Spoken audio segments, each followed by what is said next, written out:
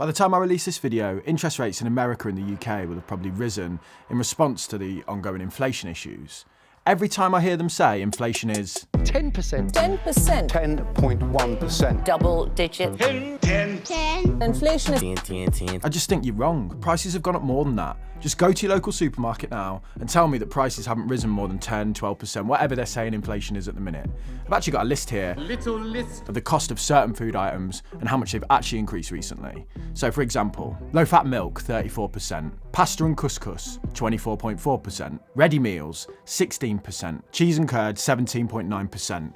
Who the hell is buying curd? Little Miss Muffet getting absolutely done over there. I think we all know inflation is higher than the figures that they're saying. So I went down the rabbit hole looking for an answer as to why inflation in prices feels so much worse than what is being quoted. And what I found is a story that's been decades in the making that involves accusations of manipulation, the pursuit of power, and the Greek goddess of pleasure. Yesterday's price Taxation without representation. on poverty is not today's Prices went up. So you may or may not know that the most common way of calculating what the rate of inflation likely is through the use of something called the CPI, or the Consumer Price Index. Now there are other ways. You'll hear of the RPI, or the Retail Price Index, but in America and the UK, the CPI is the one that you'll hear quoted the most. The idea here is they take a basket of goods and services that people will likely need to buy, and they compare how the prices of these change over time. All sorts of items make it into this basket, and they're meant to reflect the shopping habits of people at the time. In the UK, a recent addition to this CPI list, this basket of goods, is vegan sausages, because loads more people are now buying vegan sausages here in the UK. Something that's been kicked off the list are dictionaries, as the internet spelt the end for the need for those.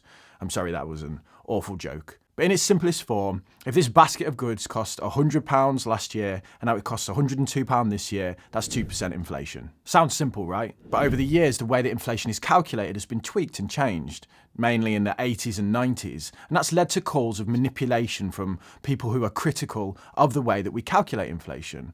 One such person who is critical of this way is a lovely bloke called John Williams. Dave, thank you so much for having me. He runs a website called ShadowStat. I've linked it below for you. And in one of the sections, he compares what inflation is according to the Federal Reserve in America now versus what it would have been if they still used the ways of calculating in the 80s and 90s. So the inflation figure in America at the minute is being quoted as 9-10%, but if you use the same measuring stick that they used in the 80s, it would be closer to 17%. I mean, it's a hell of a difference, isn't it? You're looking at an actual CPI that is 7 or 8% above what the government's reporting. But why would a government want to make inflation look lower? A government will use whatever technology is available to them to combat their primary enemy, their own population.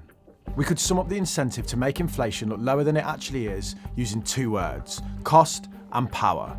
That's 3 words. Many of the costs of governments are linked to inflation, or the inflation set out in this CPI data. Benefits, pensions, social security as they call it in America, or even things like inflation-linked bonds. So you can see why they would be incentivized to make it look like inflation was less to save them money.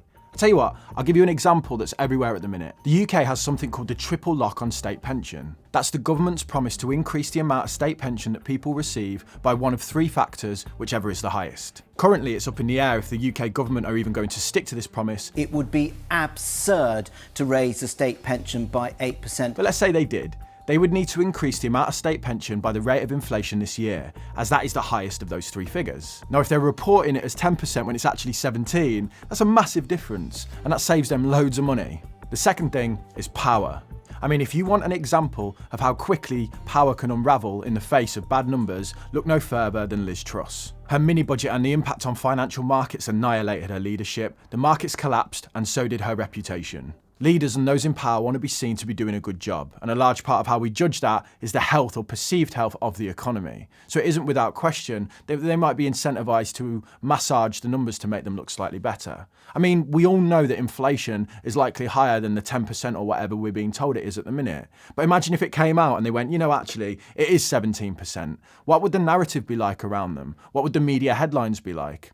It's one thing to suspect it, it's a whole other thing to have it confirmed. So yeah, I can get behind the fact that the inflation figures might not be 100% accurate and there are incentives to massage them slightly from those in power.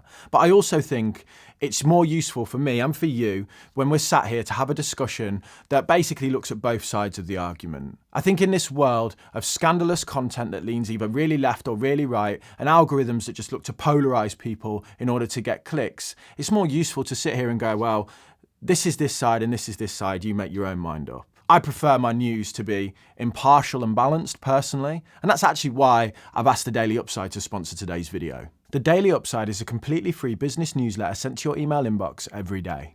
But what does that even mean? So basically each day the Daily Upside sends you an email that gives you a roundup of all the finance news that day. I often sit in my lair here with my lightsabers on the wall, just editing away furiously, and I miss what's going on in the world. And that's kind of bad, isn't it, really, for a finance YouTuber to not know what's going on in the finance world. So I know, at least with the Daily Upside, I'm going to get a snapshot of everything that's going on in the world of finance that day. I also love the fact that it puts news stories on my radar that I just wouldn't be aware of normally. For example, this one here where it talks about CVS, Walgreens and Walmart's $14 billion court settlement. So yeah, check out the Daily Upside by using the link in the description, or I'll pin one in the top comment for you. All you have to do is click it and put your email in and then you're signed up. As I said, it's completely free. And if you don't like it, you can always unsubscribe at a later date.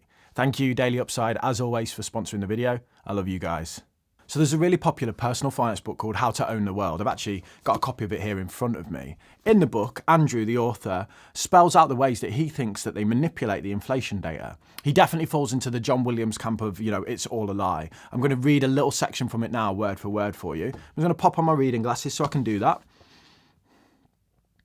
They ain't reading glasses, they're just them blue light glasses that stop your eyes from hurting from staring at a laptop screen for too long. I put them on to make myself look a bit smarter and to distract from the fact that I'm clearly quoting a book here that I've never even opened. I mean, look at the thing, it's brand spanking new.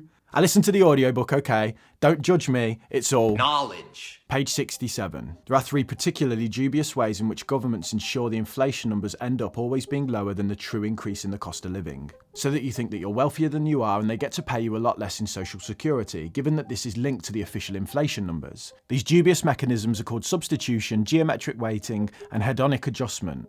Let's take a look at these in turn. Yes, let's. Substitution first. So Andrew would criticise the collators of this data by saying they have the ability to substitute in and out items, and by doing that they're able to manipulate the final figure. He is right, they do have that ability. This is taken directly from the US Bureau of Labour Statistics. When an item is no longer available in the marketplace, a similar replacement item is selected. Often there is no similar items from which to choose, and as a result, a less comparable item is selected. That could so easily just be a disclaimer on Tesco Online's website. Oh, you wanted Cocoa Pops, did you? We'll have some all bran. They're both brown cereals, mate, what you moaning about? Now, to be fair to the governments of the world, there is another element of substitution that was a reason they changed the way the data was compiled. Just as a reminder again, CPI is a fixed basket of goods. The key point is that it's fixed. They decide the items that are going to go into the basket and then they monitor those over a period of time. The issue is consumers, like me and you, our spending habits aren't fixed. And one criticism of the CPI data was that basically, let's say beef prices increase by 10%. What a consumer might do then is shift their spending patterns towards, say, chicken. Stop buying beef, buy more chicken. It's called a substitution bias, and the previous way of calculating the CPI data, of analysing it for inflation, didn't capture this very accurately. So it's argued that they made the changes in order to more accurately capture and track this bias, essentially. But from my perspective, just because a consumer changes their spending habits doesn't mean inflation hasn't occurred. Yes, I might have to shift away from buying beef to buying chicken, but the price of beef has still gone up. I think what this is a reminder of just how hard it is to accurately calculate inflation across a whole country, across thousands, millions of products and different people, locations, etc. The next thing is geometric weighting and averages. I'm going to keep this simple so we don't get bogged down in statistics. I'll tell you what, I'll give you a real example. In 2011, the coalition government of the UK, which was led by Nick Clegg and David Cameron, made the decision to match the rate at which state pension increased to CPI instead of RPI. They both measure inflation, but they have some key differences. Namely, RPI also includes housing costs, and as well as that, the way the average is calculated is through an arithmetic mean. Arithmetic mean. Hold on.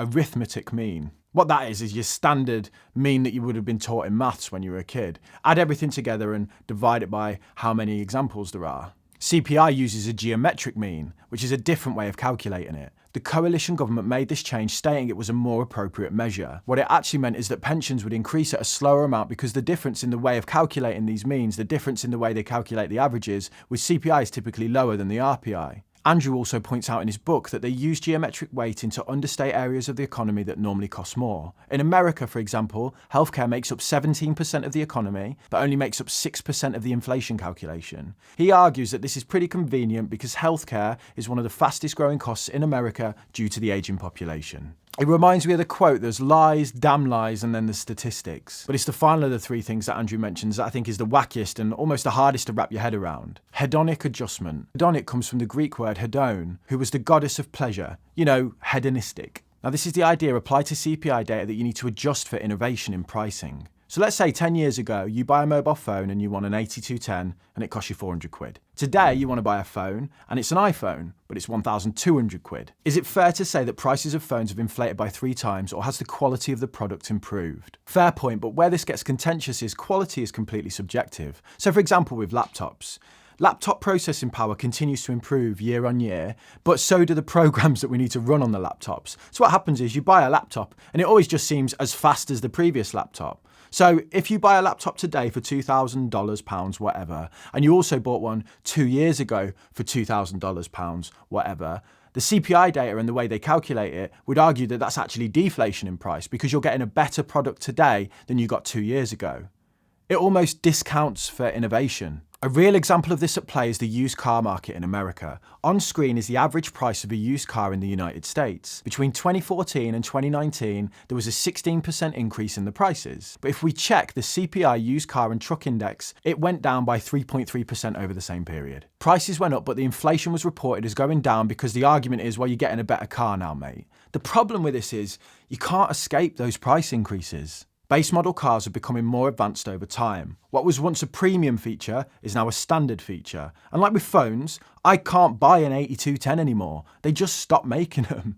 Yes, quality has got better, but that's just human innovation. But it still costs me more to buy the phone today than it did back then. Now, this is more widespread in America than it is in the UK. In America, they have 33 items that they can do this adjustment to. Wait till you hear some of these. So you have the ones that you could probably justify, like laptops, phones, electrical devices, and they even adjust for things like fridges. But there's someone here I just can't wrap my head around. Trousers. Can someone please tell me what innovations we've seen in the designer trousers in the last 2 decades? I would actually argue the quality of clothes has got worse. There's other huge criticisms around this CPI data, including the fact it misses out financial assets and does not accurately capture housing costs. I'll let you decide if this is intentional in order to manipulate the data, but what I will say is they use some wacky math to calculate things, and there's just points missing from the CPI data that would represent a normal person's life. The omission of housing costs in any meaningful sense is baffling to me.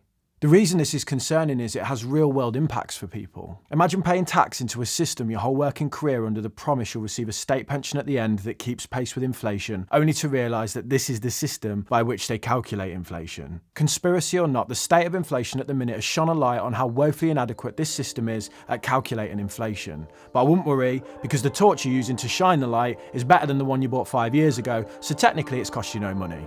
Okay. They got problems on problems on problems on problems on problems on problems. I solve them. I run through the money. The pressure be calling. Left on my blessings. I feel like I'm falling. The birdie is back.